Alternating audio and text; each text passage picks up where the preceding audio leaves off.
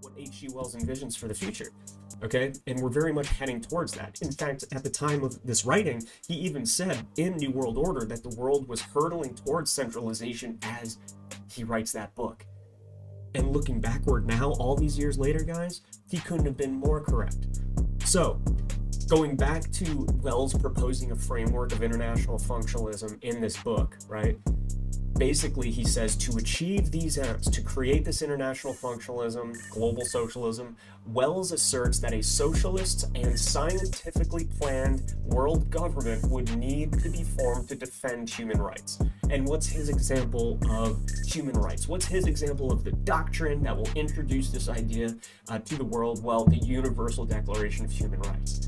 And don't get me wrong, which ended up being what?